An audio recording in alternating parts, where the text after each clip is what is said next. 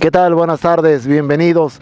Hoy es un día especial para todos aquellos que de alguna manera nos dedicamos a preguntar sobre el Jiquilpan de antes, sobre lo que era Jiquilpan.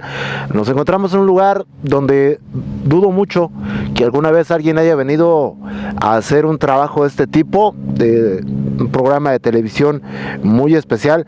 Me acompañan el doctor Álvaro Ochoa Serrano, investigador del Colegio de Michoacán y integrante del Consejo de la Crónica Municipal de Jiquilpan, el profesor Luis Bautista, también integrante del Consejo de la Crónica y quien, pues gracias a su buena voluntad y gracias a su capacidad de movilización, nos encontramos hoy en la zona arqueológica de Otero, este lugar que algunos, como su servidor, creíamos que era parte de los mitos jiquilpenses, gracias a Álvaro que nos ha proporcionado muchísimo material, y hoy ya habrá oportunidad en algunos minutos más, en unos minutos que estuvimos recorriendo este lugar, y así a flor de tierra, dice Carlos Flores, nuestro productor, pues encontramos cosas muy interesantes.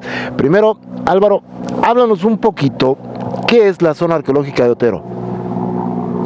Esta zona, sobre todo por los vestigios que nos muestran algo más elaborado y por comparación, analogía, piensa uno en Teotihuacán.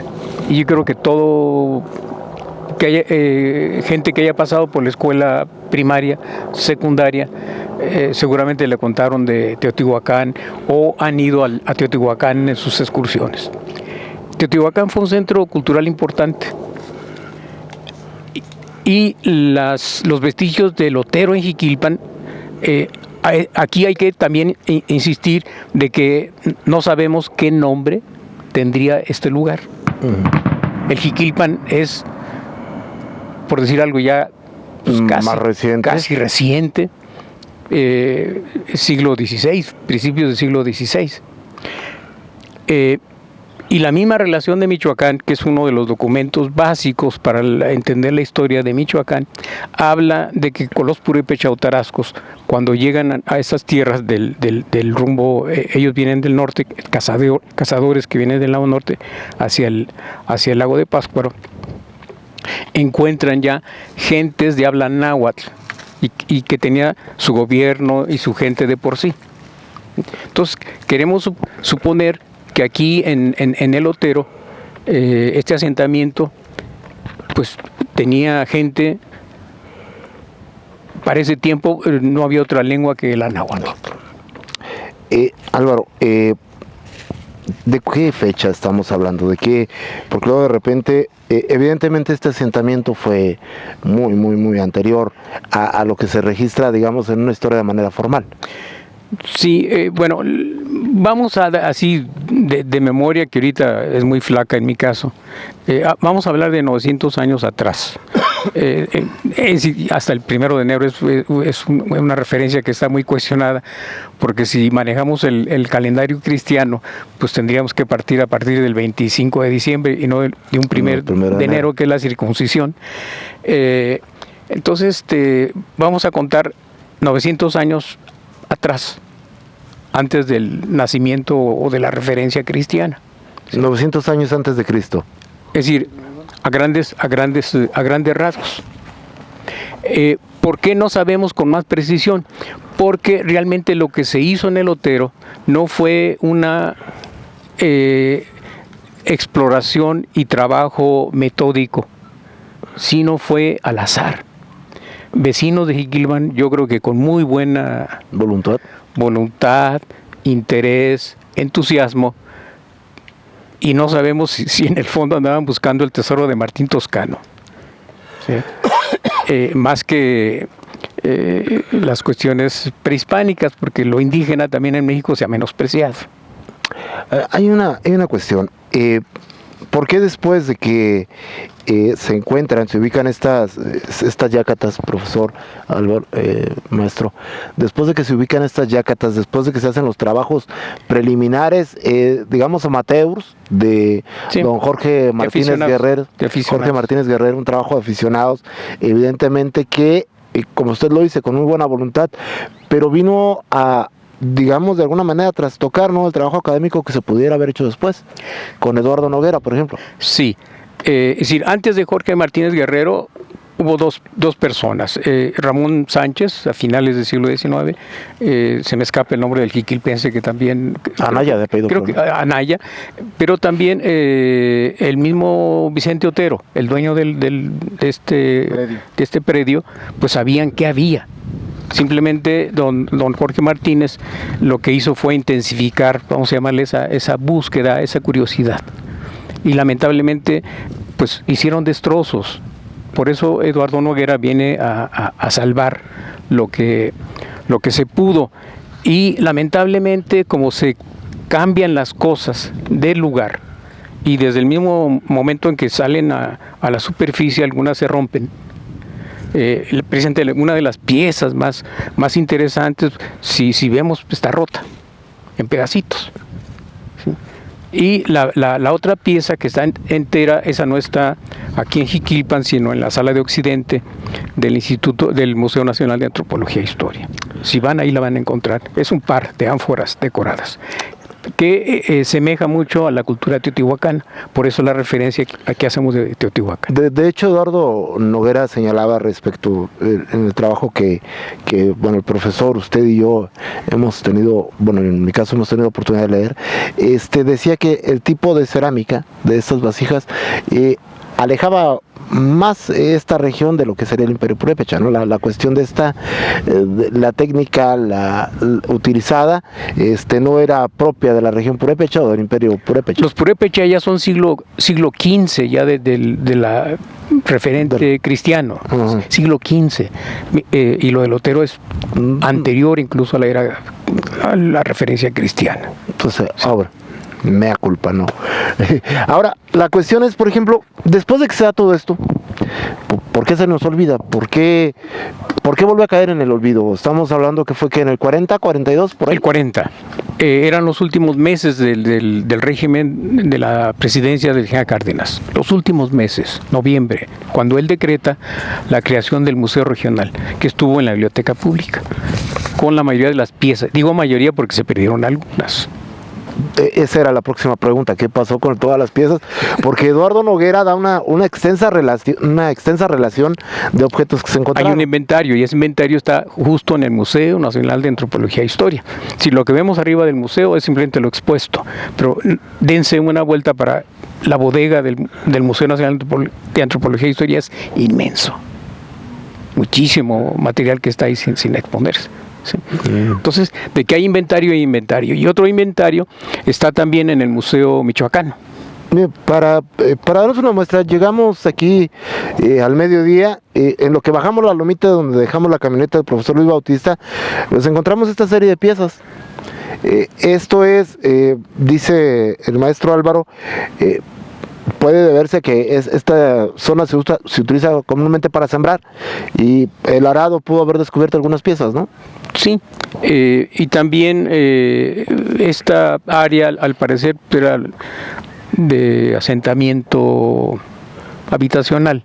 Si el centro ceremonial claramente lo marca don Eduardo, ya en la fotografía del croquis que él levantó, le darán una idea al televidente de cómo estaba aquí la loma en sus diferentes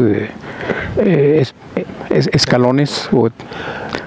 Quiero entender, por ejemplo, esta parte donde nos encontramos, que es la parte alta de la loma, sí, donde dice Eduardo Noguera existe la posibilidad de que fuera un juego de pelota.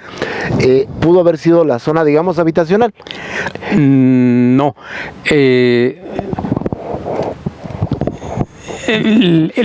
Yo soy malo para orientarme. El juego de pelota es ceremonial, es una ceremonia, no era una cuestión meramente deportiva, ¿no? Yo creía que era como ir al partido de fútbol o algo así. Los habitantes de ese lugar contra los habitantes de otro lado. No, es un ritual, sagrado, es algo más de fondo. Que haya sobrevivencias, sin duda, ¿sí?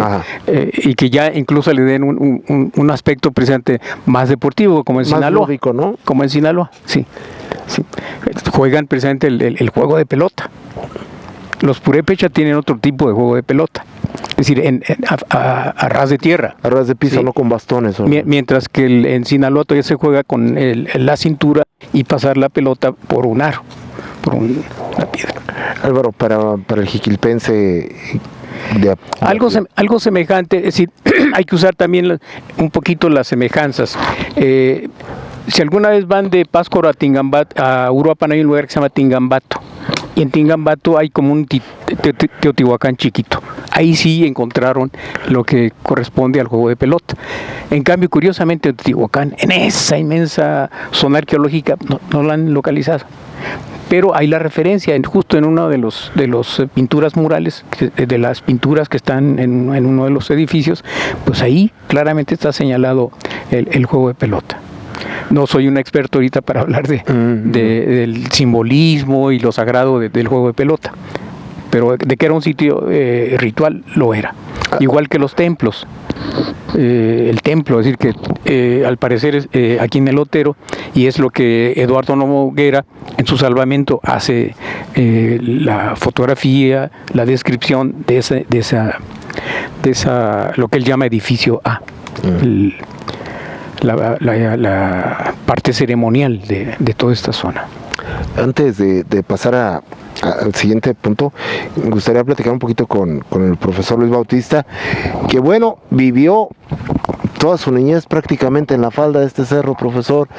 Nos comentabas, era muy común, este era espacio donde tú venías en las tardes, donde le ayudabas a tu tío en las labores del campo.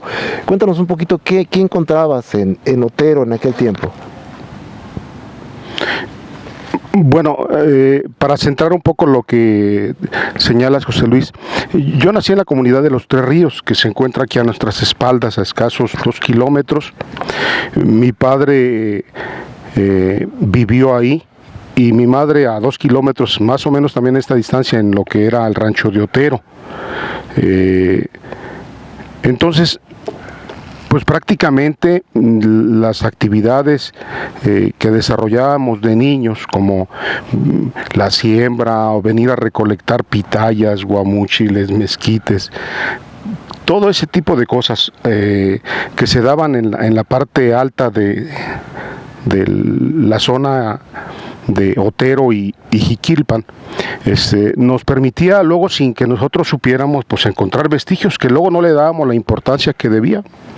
Muchas ocasiones pasaba gente y nos decía que encontraron esto, y nos daban alguna moneda y se los obsequiábamos, o sea, por cuestiones de falta de conocimiento.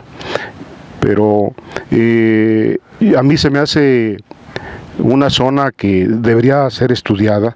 No tenemos certeza de que pues hubiera a lo mejor suficientes elementos de interés pues turístico, pero sentimos que debe haber personas que conocen del asunto y que sí debería de hacerse un estudio más riguroso del que hasta las fechas el doctor Álvaro señala atinadamente que se realizaron en el pasado.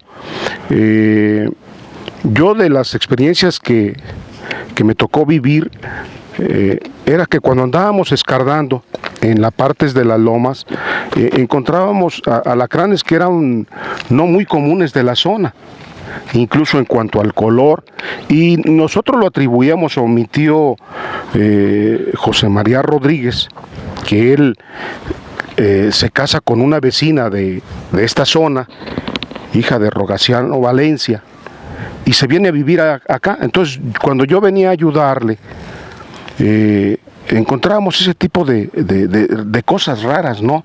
Piedras que tenían una apariencia totalmente distinta de las que eran comunes de la loma, como si las hubiesen traído de otro lado, figurillas, algunos recipientes como de uso doméstico, cosas de ese tipo. Y luego, lo de la cuestión de los alacranes, mi tío lo atribuía mucho a que estaba cerca lo que ellos decían la yácata de piedras, porque pareciera como si de ahí salieran. Quiere decir que hay una acumulación tremenda de piedras, pues es como que el lugar idóneo para que ese tipo de arácnidos se desarrollen. Nos sorprendía mucho el tamaño. Desconozco porque luego ya hemos perdido contacto aquí con la parte esta del asentamiento humano, pero pues con la migración y todo eso se dejó de sembrar la loma, ya no se está prácticamente como para uso ganadero, como pastizal, y desconozco si todavía se sigan encontrando ese tipo de alacranes que a mí me llamaban mucho la atención de niño. Profesor, a ver, profe, desde tu punto de vista, y igual para ti, Álvaro, vemos el lugar, es evidentemente una propiedad privada. ¿Qué pasó? ¿Por qué de repente le decía, bueno, no solo cayó en el olvido, sino que de repente hay mucho celo, ¿no?, por parte de los dueños de este predio? Porque intentamos venir aquí, cuando fue el viernes pasado, fue muy complicado. Carlos tuvo que prácticamente brincarse cercas, nosotros tuvimos que brincar cercas ahorita para ver la Yacata, aunque no lo crea, me brinqué una maldita cerca más grande que yo, pero resulta interesante, resulta vivificante. ¿Hay alguna manera ahí dentro de estos proyectos de consejo? Es goma de copal. Vamos a que se usa para ir como incienso. Supone que en los ritos prehispánicos era muy común que se utilizara. No sé, Álvaro, ¿nos pudiera explicar un poco más de eso? Pero esta zona es muy común de que haya ese tipo de árboles y se recolectaba una goma que segregan, como la trementina de los pinos, similar a eso. Profesor, bueno, tú estuviste por acá de niño mucho tiempo. ¿Esto llegó a tener algún uso práctico, por ejemplo, en la casa de tus tíos? ¿Lo usaron? ¿Lo llegaron a usar? Sobre todo en las labores de campo. Yo recuerdo que cuando se hacía la lumbre, que le decían los campesinos, para poder hacer que prendiera la leña con más facilidad, se utilizaba como sustituto del locote. Un acelerante. Bien, esto es parte de lo que hemos encontrado en este breve recorrido por un espacio que, sí, a ver, me corriges, maestro Álvaro, si me equivoco, estamos hablando de que acá hubo gente habitando 900 años antes de Cristo. Que es la fecha más o menos aproximada de esos vestigios. Ajá. Pero no se nos olvide que también hay otros vestigios, incluso cercanos aquí al Otero, que es la Casita de Piedra, en donde hay unos vestigios más rudimentarios y más rústicos, aunque es un entierro, pero eso nos da una idea de que es anterior a Lotero. Esto no es justamente este lugar con mayor antigüedad, no, digamos, de vestigios. Hay más. Es decir, la Casita de Piedra sería, y si ahora con la nueva tecnología, seguramente cuando haya nuevas exploraciones por parte del Instituto Nacional de Antropología e Historia, aprovechando que Jiquilpan es pueblo mágico y que pueda ser un detonante en donde esta zona se pueda mostrar precisamente como una de las magias del lugar. Sería interesante que el INAH haga exploraciones a cabos sueltos, ¿sí? Porque la misma exploración de salvamento de Eduardo Noguera tiene que ver con el campo de aviación. Ajá. Y hay la discusión de arqueólogos. Noguera decía que él precisamente se trataba de un asentamiento de gente pobre, por decir algo. Uh-huh. Y otros arqueólogos dicen no es gente pobre, sino gente anterior a la gente del Otero, por el tipo de vestigio. Y aún aquí mismo en el Otero, es decir, de veras lamentamos mucho la manera en que se manejó el sitio. El mismo Otero nos mostraría estratos sociales. De alguna manera, y quiero ser muy, muy respetuoso con lo que voy a preguntar, porque obviamente ya no hay quien pudiera rebatirnos, sí, o responder. Hubo un mal manejo de la extracción de las piezas, de la documentación de las piezas, antes de que llegara Eduardo Noguera. Sí, lamentablemente sí, porque una pieza en determinada capa, pues nos indica claramente el tiempo, por decir algo. La tierra tiene sus capas que son como las páginas, pues, así como un árbol. Los troncos nos están indicando cuántos años tiene el árbol, y también cómo estuvieron las temporadas de lluvia, por ejemplo, etcétera. ¿Sí? Entonces, un objeto sacado de lo que llamamos su contexto, pues ya pierde la referencia exacta. Me da la idea, profesor, y me corrige si estoy equivocado, que es lo más seguro, que de repente llegaron, empezaron a escarbar y todo lo que encontraron lo juntaron. Sí, o a lo mejor anduvieron buscando oro en primer lugar, ¿sí? El tesoro de Martín Toscano. Y la prueba, pues, es de que es esa pieza que está hecha a pedazos, pues un arqueólogo profesional lo maneja con mucho cuidado. Hemos visto de cómo un arqueólogo mide, toma fotos, con muchísimo cuidado va levantando la tierra, etcétera, ¿sí? Y no es lo mismo que llegar con pico y pala. Bueno, hay mucha gente que nos sigue a través de las redes sociales, y obviamente cuando nos referimos a Martín Toscano, pues habrá gente que no tiene idea, a lo mejor gente sobre todo en Estados Unidos, que no tiene idea de quién era Martín Toscano. Entonces, un poquito, profesor. Es un personaje de la región. Déjame, le sigo porque me estaba riendo. Nos pasamos un buen rato buscando unas malditas pilas para la grabadora y estaban dentro de mi agenda. Bueno. Pero bueno. Ok. Bueno, Martín Toscano es un personaje de la región. Es decir, de alguna otra manera está relacionado a nuestra región. Y aquí mismo, cerca del Otero, pues están todavía trazos del antiguo Camino Real de Colima. Porque Jiquilpan fue ruta. ¿La Virgencita esa era? ¿Por dónde nos venimos? ¿Por dónde nos vinimos? Parte de ese camino, sí. Todavía las cerca doble, ancha, etcétera, ese era el Camino Real. Y un personaje de Camino Real era Martín Toscano, preinsurgente, bandolero, como se le quiera llamar. Que por cierto me acuso y ya me corrigió, yo había escrito que era mulato y ya me corrigió el maestro Álvaro Ochoa, era mestizo. Entonces es cuestión de paleografía, porque ahí claramente dice mestizo. Lo que pasa es que nos dejamos llevar por el trabajo de Ernesto Méndez Ruiz, ¿sí? que él puso mulato. Ya después, cuando encontramos más información, fuimos a Toyac, ya vimos en el archivo parroquial, pues claramente mestizo, ¿verdad? Pero volviendo a Martín Toscano, lo mismo sucedió justo en la casita de piedra. El arqueólogo Otto Schonduve vino a salvar, es el equivalente a Eduardo Noguera. Estábamos al frente del Centro de Estudios de la Revolución Mexicana, Lázaro Cárdenas, cuando un amigo me dice: oye, Álvaro, en el bosque, en la casita de piedra, a la hora en que perforaron para donde iba a ser la báscula del gallinero, dice, encontraron cosas. Bueno,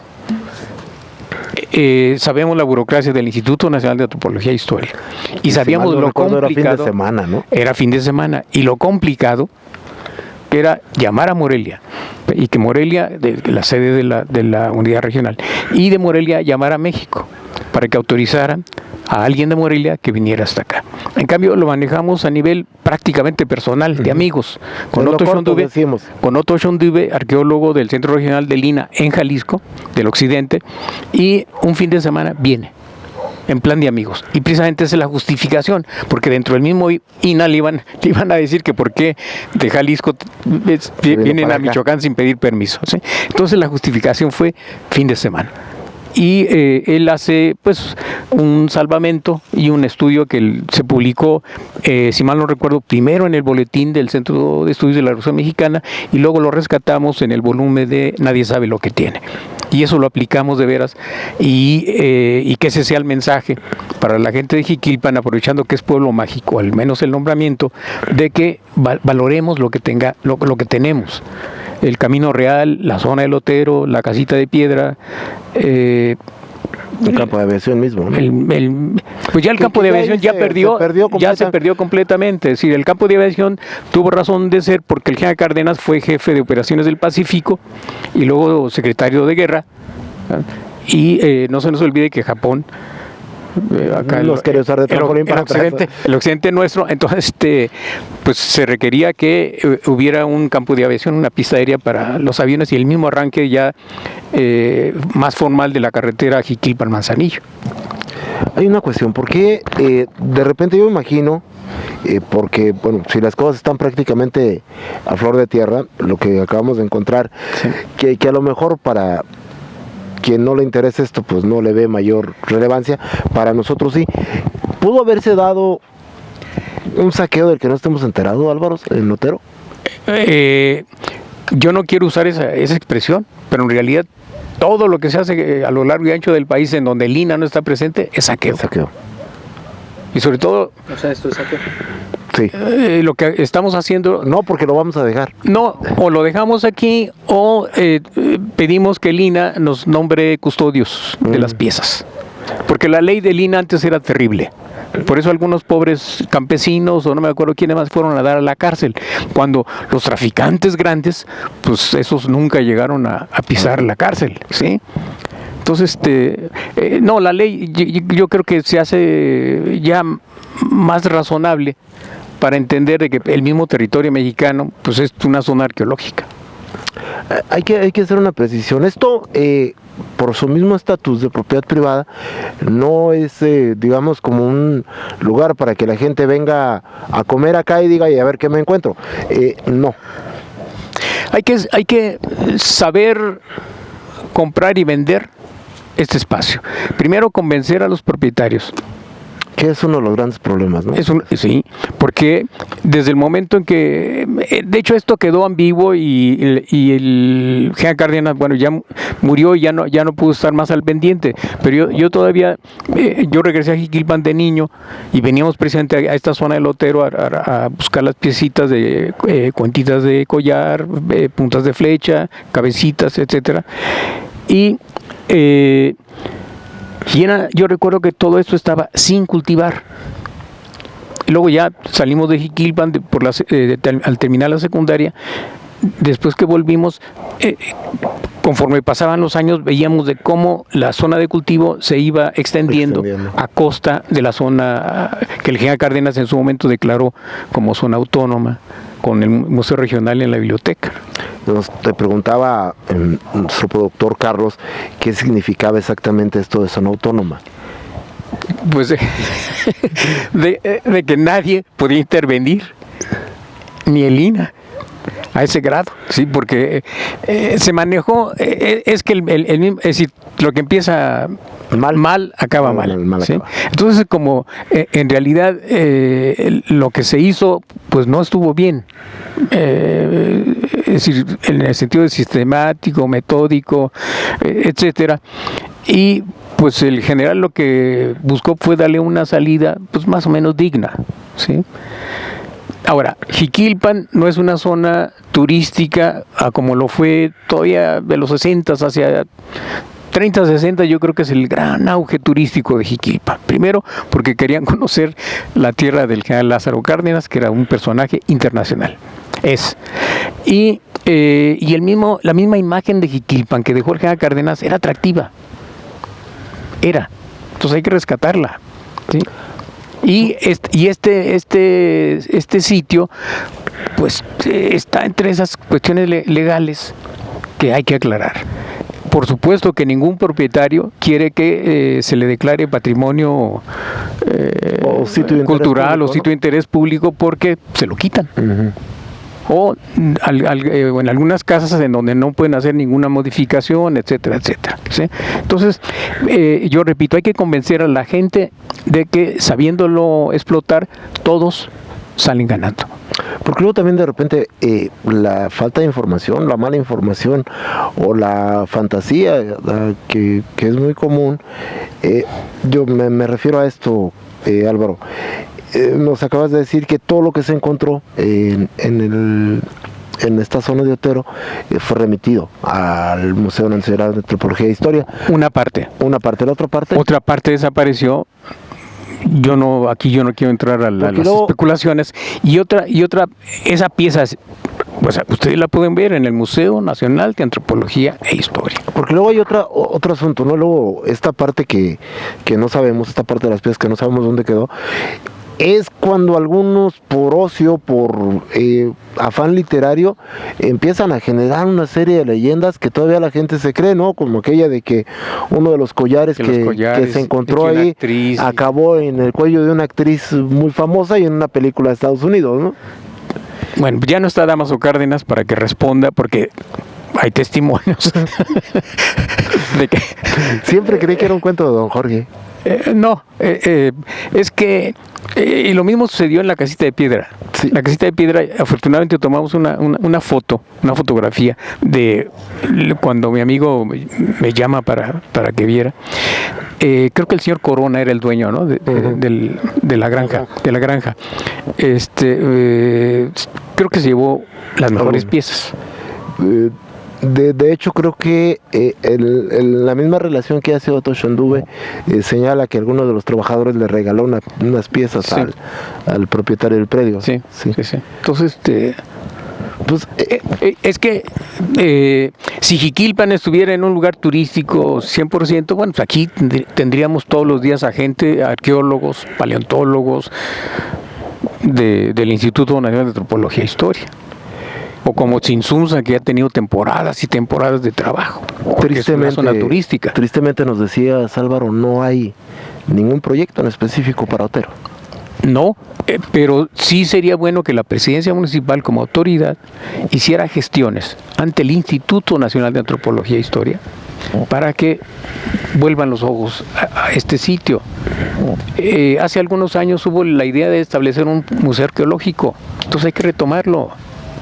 Que sean lugares en donde los que vengan a visitar Jiquilpan pues vean que de veras tenemos, dijo el mosquito, mucho de qué presumir. Porque luego aparte los pocos espacios que tenemos acá, la biblioteca, la misma escuela Francisco y Madero, el CIDIR, el mismo museo, pues desgraciadamente funcionan con horarios de oficina y la gente que viene los fines de semana pues se queda con la idea de que aquí existen las cosas pero no las ven. Lo mismo nos pasaba en el caso de Otero, ¿no? Bueno, en el caso de la Unidad Académica de Estudios Regionales de la UNAM tiene su pro y su contra. No se nos olvide que el Centro de Estudios de la Revolución Mexicana, Lázaro Cárdenas, pues prácticamente estuvo a punto de desaparecer. No desaparecer, pero sí tener un apoyo mínimo, simplemente para mantener la biblioteca y la sala de museo, hasta allí. Pero ya con la UNAM, en este comodato, pues ya se pueden hacer más actividades. Ya, ahora simplemente... pues también que la gente de Jiquilpan participe, se involucre más en lo que tiene, ¿sí? Porque es patrimonio público, es decir, la UNAM simplemente es el custodio o el comodatario de ese patrimonio, ¿sí? Si ustedes ven, es decir, antes no había un horario así rígido que usted no puede, al contrario, cuando algunas gentes que venían de fuera y que querían ver el museo, se les decía, a ver, pásele, ¿sí? Ahora, por razones administrativas, pues tienen que sujetarse pues a estas indicaciones. Y lo que también vemos de que las piezas arqueológicas que estaban en la parte a la entrada a mano derecha, la sala de exposiciones temporales, que era sala de exposiciones temporales, pues prácticamente era una sala permanente, que estuvieron ahí las piezas del Otero y de la Casita de Piedra. Entonces ahora gran parte la pusieron en bodega y solo algunas en el Museo Lázaro Cárdenas, que pues no tiene mucha relación, pero pues ahí están. ¿Qué va a pasar con el Otero? ¿Qué? En vista de cómo lo estamos viendo, de cómo vienen haciéndose las cosas y bueno, a reserva de que la autoridad municipal haga o no haga algo, ¿qué suerte le espera al Otero? ¿Seguir desapareciendo? Bueno, hay que ser optimistas. sabemos que las autoridades municipales no disponen de recursos. Prácticamente la mayor parte del presupuesto se va en el pago de servicios, de nómina, etcétera. Muy poco para obra pública, porque eso lo tienen que gestionar a nivel del Estado y Federación. Entonces, simplemente que las autoridades insistan, esa es la palabra, insistan ante las autoridades del Estado y de la Federación para conseguir recursos, rescatar el Otero, lo que se pueda rescatar, porque el mismo Noguera lo menciona en su artículo, que se tuvo que cubrir otra vez la zona, porque dejarla al descubierto en 2 o 3 temporadas de lluvias se perdía. Se hubiera caído. ¿Sí? Los muros y todo que nos describe, escalinatas, en un tormentón se van. Entonces, simplemente poner otra vez al descubierto eso cuesta, cuesta. Y sobre todo el mantenimiento es más costoso. Esta parte donde estuvieron, pues, yo no me pude acercar por obvias razones, pues estuvieron el profesor Luis, estuviste tú, Álvaro, estuvo Carlos, el productor. Esta parte de la Yácata, profesor, que estaba ahí, es donde se realizó el trabajo de Eduardo Noguera, profesor. Todo parece indicar que así es. Yo, de la época que recuerdo para acá, ya ahí había vestigios como que se habían hecho algunas exploraciones. Después ha ido removiendo mucho, ya no está como se muestra ahí en las fotos que trae el doctor Álvaro. Que yo recuerde, ya no se hicieron trabajos, por lo menos formales. Como se señalaba luego, estando en la escuela, más de algún maestro de historia nos traía como alumnos a buscar algunas piezas que estaban a flor de tierra, sin hacer nada que fuera así extraordinario, ¿no? Alguna excavación o cosas de ese tipo. Todo lo que se ha ido descubriendo ha sido por que los campesinos accidentalmente, al ir barbechando o con el asadón, salen algunas cosas un poco más sofisticadas que lo que así a flor de tierra se encuentra. Yo no recuerdo ya que se le diera seguimiento a ese proceso que se tenía antes de exploración de manera científica, por así decirlo. Y esto se fue deteriorando porque luego ahí donde están los vestigios de la Yácata, como que los cazadores, luego algunos animales por lo mismo pedregoso de la zona, pues se anidaban ahí y removían las rocas para un lado y otro. Pero básicamente de los años 70 que yo tengo conocimiento para acá, está la Yácata en las mismas condiciones. Decíamos que, profesor, que existe muy fuerte la posibilidad de que incluso algunas piedras que están en esta cerca, que limita el terreno, pudieran haber sido sacadas de la Yácata, de esta zona. Es muy probable que algunas sean de ahí. De hecho, el doctor Álvaro, algunas que observó que parece que están trabajadas, y las otras pues de la parte esta más plana, que se ve que tiene bastante piedra. Si se fijan en la parte de la loma, en la pendiente, básicamente no tiene roca, es puro cascajo. Entonces la roca se supone que se colocaron de la parte plana para hacer los límites de las propiedades, que quiero pensar que anteriormente esta cerca doble que estamos viendo pues no existía. Entonces seguramente cuando los propietarios hicieron estas divisiones, echaron mano de las rocas que había hacia la parte norte y a la parte sur estaba la Yácata, que seguramente tenía a la mano poder utilizarlas por lo menos para una sección de la cerca. A ver, digo, yo no sé si al productor le voy a pasar la factura del doctor por la hernia que me va a salir de esto, pero a ver, esto, Álvaro, a ver, tú que sí sabes usar piedras. No. Álvaro, de la edad de piedra. Oye, esta piedra no, bueno, ¿desde dónde la ves? ¿Está trabajada? Sí, y el mismo Noguera, por ejemplo, habla de metates, es decir, ya con el uso, Molcajetes. los metates, que son más grandes, incluso sirvieron como refuerzos en los muros de la época prehispánica, no que Eduardo Noguera haya venido a ponerlos, ¿sí? Entonces, pues sí, este tipo de piedra sirvió precisamente para eso, lo que se dice talud, un poco así como para ir reforzando y que no se erosione la pendiente. La pendiente. Sí. Ahora, resulta que puedes votarla a lo que quieras, que creo que hay muchas, pero sí resulta interesantísimo, ¿no, profesor? O sea, esto es para la gente que a lo mejor, como su servidor, no tiene la más maldita idea de lo que está pasando en este mundo. Esto a mí me parecería una piedra común y corriente, sin embargo, está aplanada por abajo, está aplanada por arriba. Esto, maestro, en algún momento pudo haber tenido una utilidad doméstica, ¿no? En aquellas épocas. Sí, el hecho de que esté un poquito trabajada, forzosamente.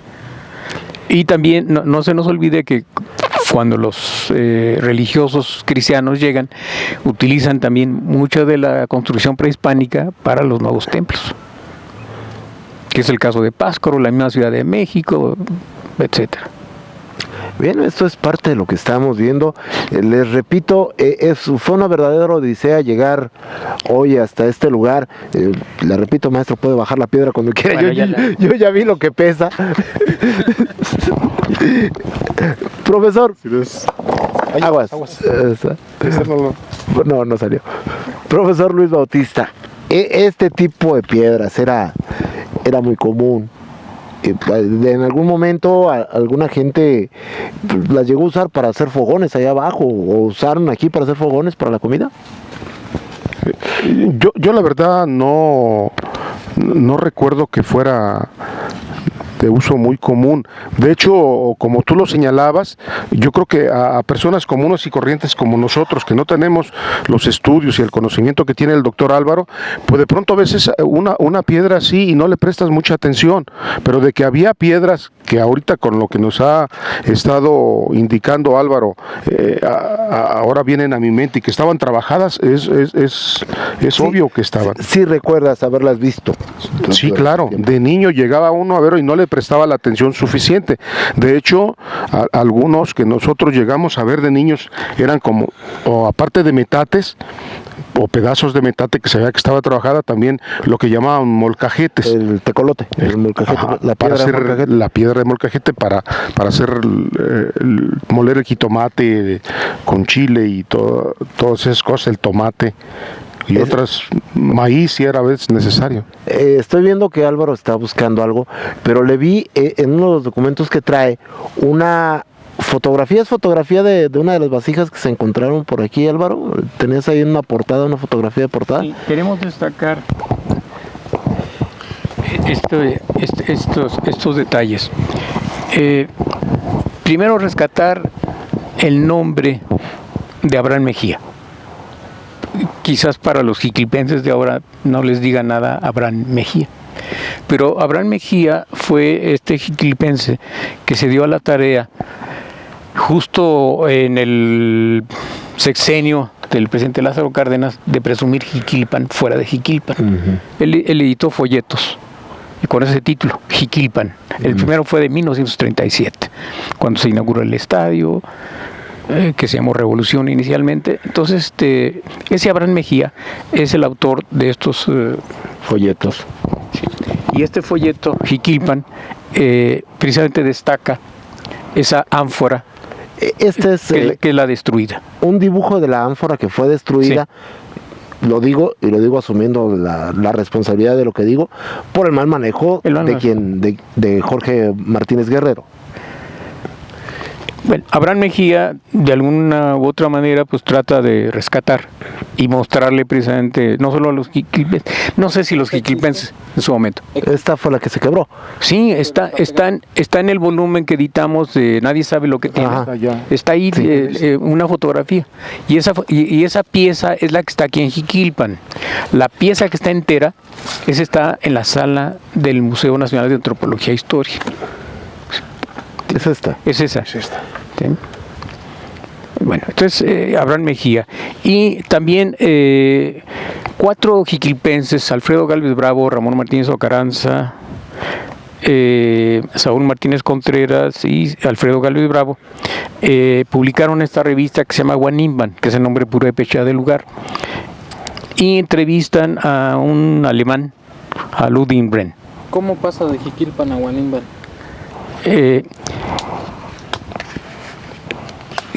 Bueno, Guanimban es el nombre purépecha, y ese nombre hay que asociarlo a cuando los conquistadores purépecha llegan a esta zona, conquistan este lugar, lo dominan, ¿sí? Y le imponen ese nombre. El Jiquilpan es unos años posterior. ¿Por qué? Porque estos purépecha en su expansión hacia el sur de Jalisco, dominando aquellos territorios, traen gente de ese rumbo hacia Zamora, Tangamandapio y aquí mismo en Jiquilpan. Cerca de Sayula, cerca de San Gabriel, hay un Jiquilpan.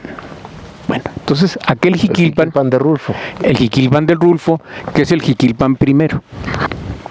Y los purépecha, cuando traen gente de aquel rumbo, por el nombre, son gente de habla náhuatl. Y si la relación de Michoacán dice que los purépecha, cuando vienen a toda esa zona que ahora es Michoacán, encontraron gente de habla náhuatl. Esa es una de las explicaciones por qué sobrevive más el nombre de Jiquilpan y no tanto Guanimban. Pero un momento aquí en esta zona, ahora sí ya en el Jiquilpan actual, inicialmente pues hubo 3 grupos: los que ya estaban, los purépechas que llegan y los jiquilpenses del sur de Jalisco. Esto es realmente la historia de Jiquilpan resulta interesante, maravillosa. Nos hablabas de este folleto, maestro. De la revista Guanimban. De la revista Guanimban. De ese cuarteto de jiquilpenses que, pues muy orgullosos de su tierra. De veras, Jiquilpan tiene mucho que presumir, pero yo creo que de 30, 40, 50, todos los años 60, Jiquilpan tenía todavía más que presumir. Y es una oportunidad de rescatar y no lamentar después que no supimos apreciar lo que teníamos. Yo creo que es una oportunidad de rescatar. Y justamente, bueno, en este pequeñísimo pero selectísimo grupo que hemos integrado el día de hoy, profesor Luis Bautista, maestro Álvaro Ochoa, nuestro productor, el maestro Carlos Flores y su servidor, pues la verdad, yo antes de empezar la grabación les decía, profesor, a Carlos y al maestro Álvaro, no estabas tú, pero luego igual, gracias por esta experiencia. Yo todavía te voy a interrumpir tantito, José Luis, porque cuando hablamos de vestigios arqueológicos, nunca se menciona mucho quiénes hicieron lo material de los lugares, y menos, sobre todo, los descendientes o herederos de esas construcciones. No lejos de aquí está la danza de los negros. No lejos de aquí, a unos cuantos metros prácticamente. Metros de aquí. Y volviendo a este cuarteto de jiquilpenses, en 1942 que editaron el Guanimban, dice: desaparece la comunidad indígena de Guanimban. Y para mí la comunidad indígena es una especie de fantasma. ¿Por qué? Porque ya perdió la tierra. No hay razón de ser. No, sí hay razón de ser, justo. El día que desaparezca la danza de los negros y de los espejos, ahí sí ya olvídense de que Jiquilpan dejó existir en su gente. Justamente, mira, y me das pie para este tema. Entiendo que hoy que es domingo 19. El tercer domingo de enero. El tercer domingo de enero se reúnen las danzas de los negros de Totolán y los negros de Jiquilpan. Si hay alguien que sabe de danzas de negros y de negritud en la Ciénega, eres tú, Álvaro. A ver, primero, evidentemente son dos danzas diferentes, o son danzas no, iguales. Es la misma, a ver.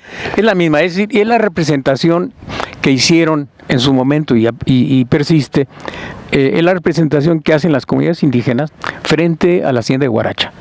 Huaracha es la hacienda poderosa, es decir, que tiene tierras en la parte plana de la Ciénega, pero también tuvo tierras en la parte alta que llegaban hasta Mazamitla, Tizapán, etcétera. Entonces, con Huaracha llegan esclavos, pocas esclavas, más esclavos, y entonces como seres humanos necesitaban parejas. Uh-huh. ¿Sí?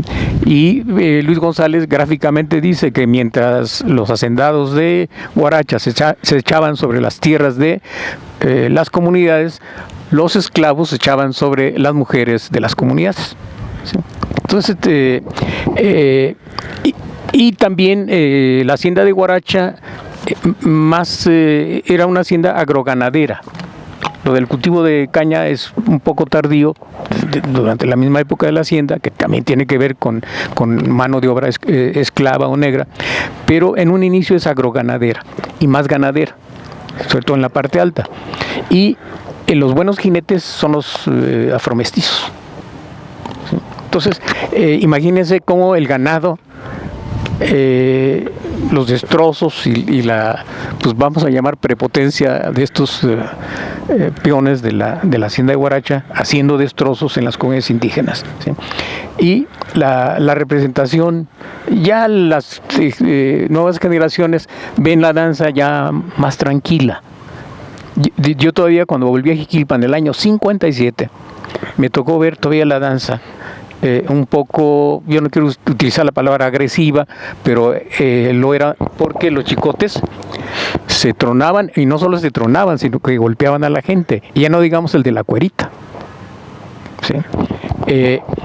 Y la danza, pues no solo es la cuestión ritual sagrada, sino también tiene algo de lúdico.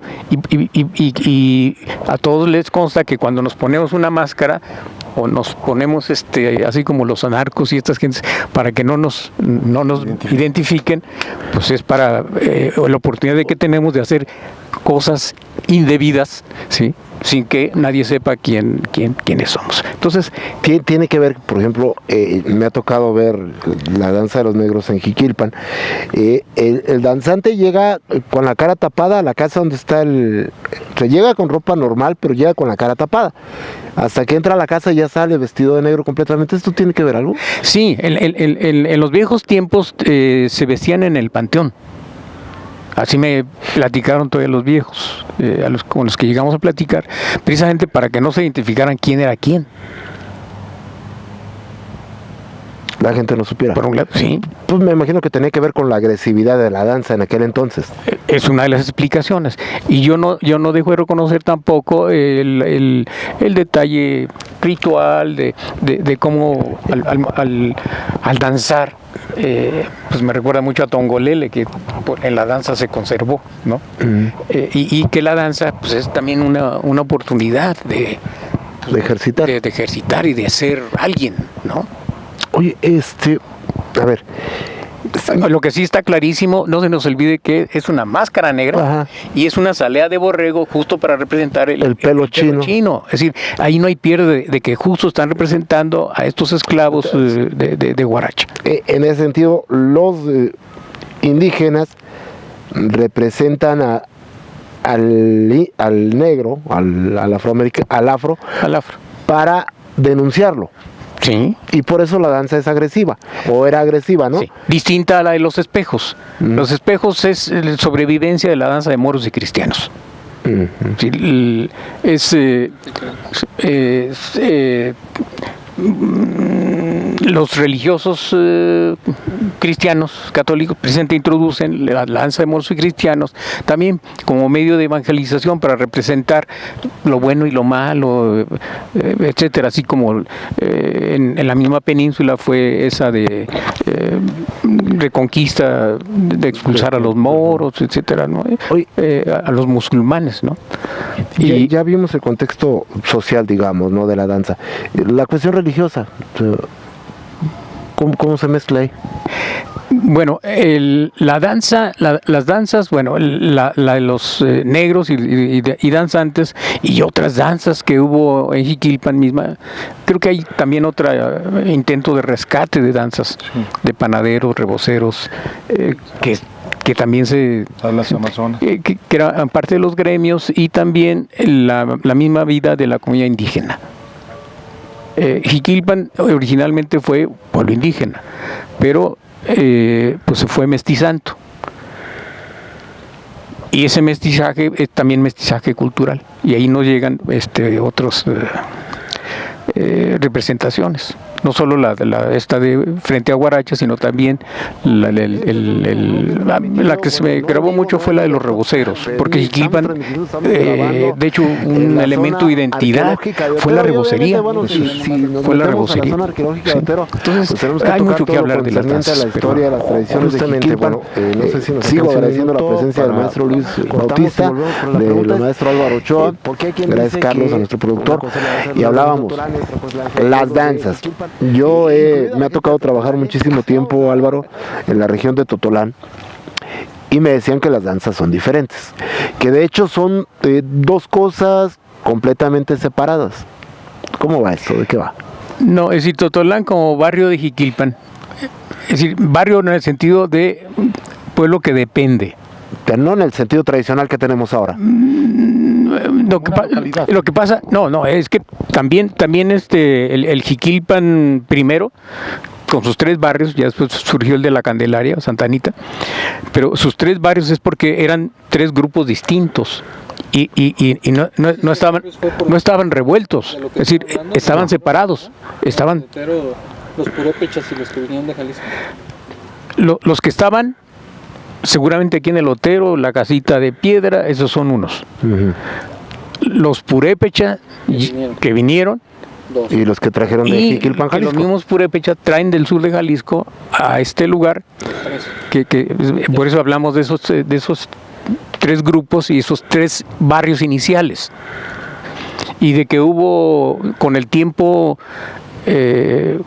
mestizaje, incluso también el mismo Jiquilpan pues tuvo población negra, no tan numerosa como la hacienda de Huaracha, pero en su interior también lo tuvo.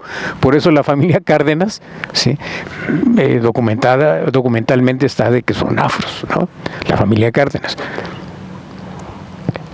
Y volviendo a Totolán y esta danza de los negros, es decir, en el fondo es lo mismo. Lo que pasa es que en el caso jiquilpense ha ido complicaciones por la cofradía y la cofradía del niño, y es meternos a terrenos todavía más conflictivos, más escabrosos. Sí. Porque es lo que yo no entendía. Bueno, a ver, si evidentemente por lo que nos has dicho la cuestión de la danza era un reclamo social de las comunidades indígenas, ¿dónde encaja acá el niño de la cofradía, ¿no?, por ejemplo?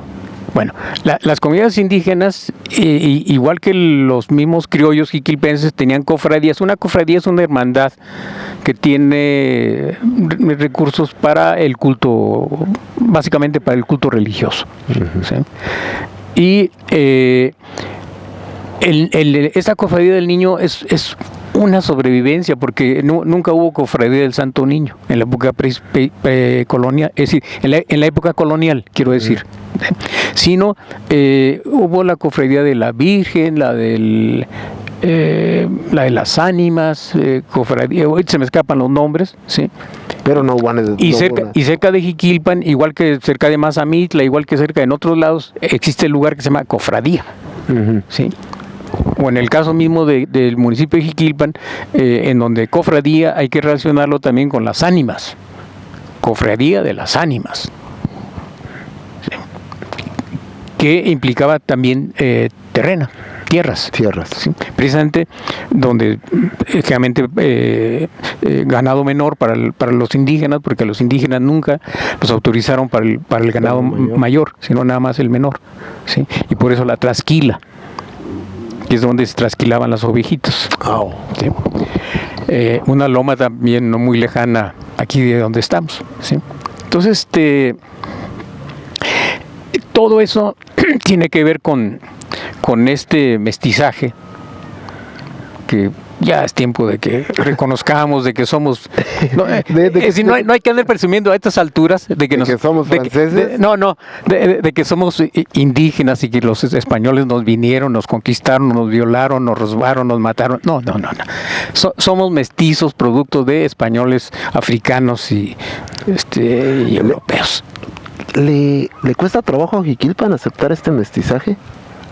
Sí, dos detalles, porque la misma comunidad indígena, que era la que alentaba la danza de los negros, era chistoso escucharlos cuando decían, van a venir los inditos a tocar, o sea, la chirimía y el tamborcito de Tarecuato. Allí sí eran inditos, ellos no. Ellos eran indígenas. ¿Sí? O con el caso de los Cárdenas. Sí. Todo el mundo era familiar del general Cárdenas.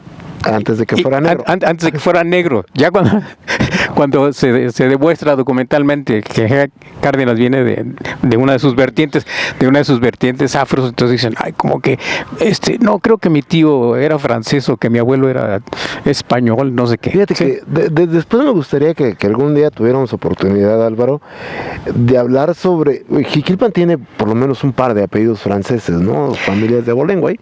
No, el único apellido francés en toda la región es Bouquet, y eso está en Cotija. Ajá. En Jiquilpan, ya sé que los Betancourt y los Coy dicen que son franceses. Y no. Los Signoret. Bueno, Signoret sí es apellido francés, pero ellos, los Signoret no vienen del siglo XIX, cuando la intervención francesa, ¿no? Estos Signoret pues tienen muy poquito realmente en Jiquilpan, ¿no? O sea, no son familias viejas. Sí, tienen razón, ese apellido es francés. Y el Bouquet de Cotija. Pero aquí se ha manejado mucho de que el Coit, que es Coy, porque es un apellido catalán, que quiere decir cuello. Porque si le ponen Coit, entonces quiere decir coito. ¿Sí? Bueno, y el famoso Betancourt. El Betancourt es un apellido, sí, allá en la Edad Media venía de esa zona de la Francia, pero ya para la época colonial, estas gentes vienen de las Islas Canarias. De hecho, en las Islas Canarias hay un lugar que se llama Betancuria. Oh. Las Islas Canarias, pues ellos ni españoles se sienten, se ofenden cuando le dicen que son españoles, igual que los catalanes, ¿sí? Y las Islas Canarias, pues también es el origen de la mamá de José Martí. Ahora, hay una cosa. Y es la parte más cercana a África. No, pero aparte, pues también en Francia hay gente jodida, pues. O sea.